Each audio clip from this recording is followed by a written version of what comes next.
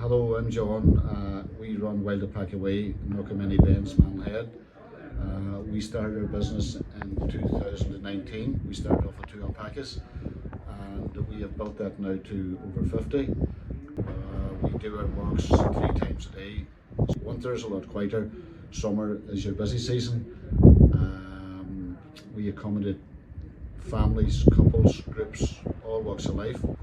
We bought the hill in 2014, so we've been sheeping it for 5 years, and then someone mentioned one day alpaca trekking, so I said, what's an alpaca look like? So we went down to Wicklow and the family, and we met the guy who was doing the alpaca trekking. We got the gist of what he was doing, but we knew our views was just above the rest. What would you say is the secret to your success here at the alpaca farm? Well, I think one of the main things here is the views. The views are just, that's what's the big seller. If we're doing this anywhere else, And you also have a really strong social and community aspect to your work. Can you tell us a little bit about that?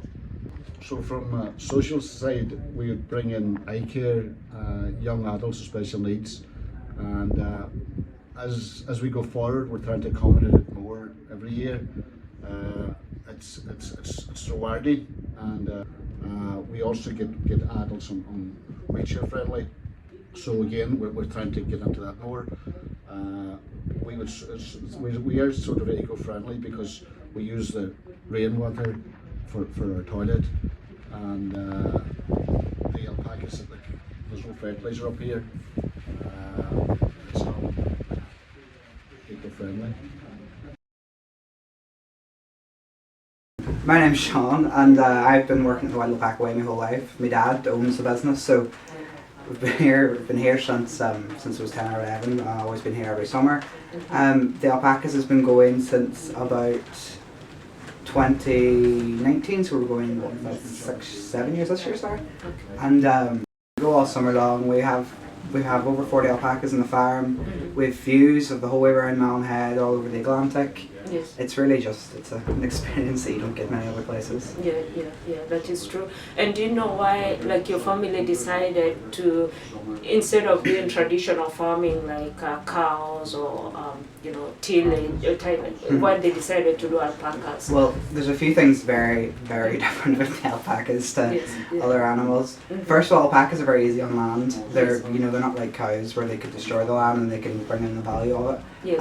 They're very easy. They're very, even with plants and fauna, everything. They'll just eat everything, keep everything back. Okay. They're very also very friendly animals, as obviously they need to be for the line of work we're in. But they're very soft, and they wouldn't harm anyone. They're very nice animals that way. Yes. And obviously also their wool. So alpaca wool is 3 times lighter than sheep's wool and 2 times warmer. It makes it some of the best wool in the world. It's now becoming a lot more popular and it's used widely. Okay. It's really the cotton alternative to cashmere. I wanted you to tell us a little bit about the decision, to work with the groups. So say groups that care for the people with special needs. Bringing them onto the farm, and some of the work that you do with them. Yeah, so we do work with companies like Eye Care and Cash and the Irish Wheelchair Association. It's really just about the community around here has been so good to us, and it's definitely a lot about giving back. Yep. And agencies like Eye Care and Cash and they do such good work, and it's really it would be a shame not to give back to places like that. Yeah. I wanted you to talk a little bit about measuring the impact that you have in the community, be it from the environmental aspect on the farm or the social aspect that you're having in the community with those groups that you're working with. So, socially, we do employ we employ nearly 5 or 6 people part-time in the summer. Okay. It's mostly family in the off-season, but we employ about 5 or 6 part-times in the summer. A lot of the stuff in our shop is handmade from local areas. Yes. like knitting and printing and stuff like that. A lot of it's handmade.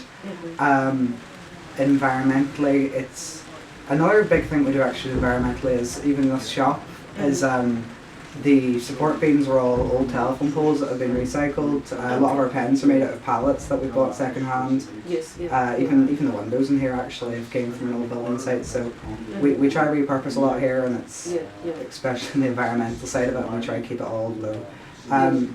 Since last year we have now a zero waste policy, so at the end of every day a few of our guides walk the hill with bags and try to make sure everything leave no trace. Okay.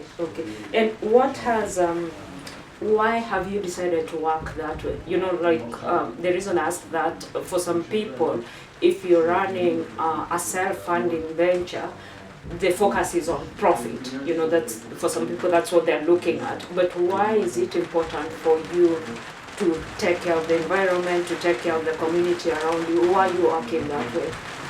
Well, obviously it brings me back to the social aspect again of that. It's that the community's so good to you, it's such a shame not to get back to it, and the Wild Alpaca Way wouldn't be half of where it is without the community at the very start that were coming and keeping our doors open and bringing family members and guests. Yes. So it's we do really think it's very important to work that way in the aspect of that. Obviously, also the alpacas are so good to us. The alpacas really, they make the place. We didn't have the alpacas, you know, it really would just be a hell of a good view. And that's another way we do try give back in that way too to the animals in the area. And by doing that, we try to keep the area clean for them and try to keep it, you know, to their standards. Yeah, absolutely.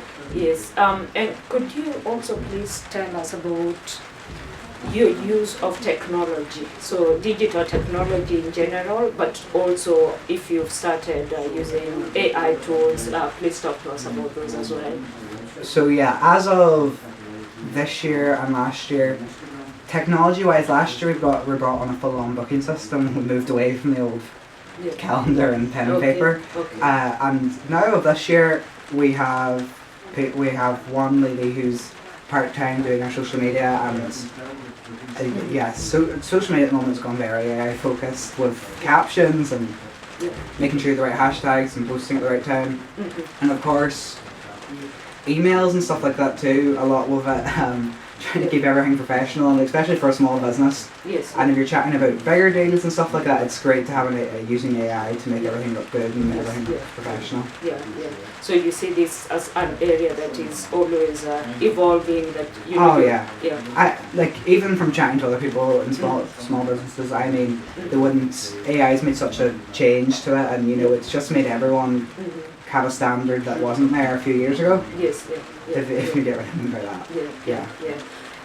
And the last question I have is, what would you advise people who look at your model of working here and maybe they think, oh, I have a few acres somewhere, maybe this is something that I might want to do, so they might want to replicate or adapt what you have here to their circumstances. So what would you advise them to do? So really, top 3 things for something, like a business plan like this, recognizing it. Definitely somewhere with a view, like this place, somewhere that has something else going on. Yes. And also, but my other main 2 is definitely look after the alpacas. You know, they're the reason you're here. If you didn't have the alpacas, you wouldn't be here with them. And look after the environment you're in and the community around you. So obviously doing a lot of social work, and then obviously the environment you monitor. Okay. Thank you so much for having us and for answering our questions. Thank you.